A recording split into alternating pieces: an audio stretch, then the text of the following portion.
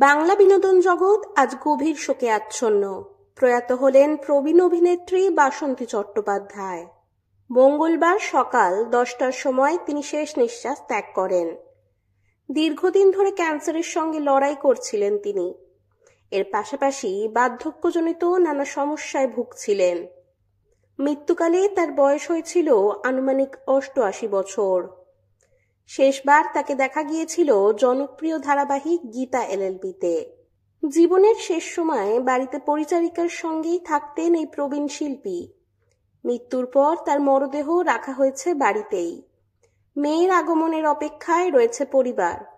ইতিমধ্যেই মৃত্যুর খবর পৌঁছে দেওয়া হয়েছে আর্টিস্ট ফোরামে।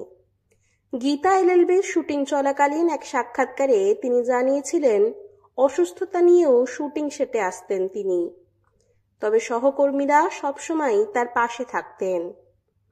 শারীরিক কষ্ট নিয়েই বাসন্তী দেবী প্রতিদিন দমদম থেকে সোনারপুর পর্যন্ত যাতায়াত করতেন শুটিংয়ের জন্য। অভিনেত্রীর মৃত্যুর খবর ছড়িয়ে পড়তেই শোকের আবহ নেমে এসছে টলিপাড়ায়।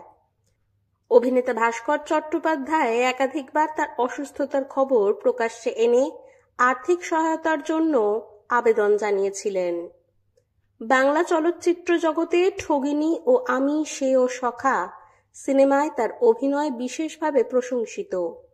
শিল্পী সত্তা, অধ্যাবসায় ও সাহসিকতার জন্য দর্শকদের কাছে চিরস্মরণীয় হয়ে থাকবেন বাসন্তী দেবী।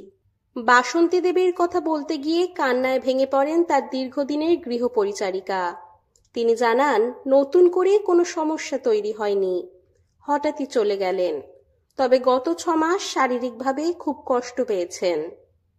গৃহপরিচারিকার কথায়, এবার যেন সদ্য প্রয়াত বর্ষিয়ান অভিনেত্রী শান্তি পান।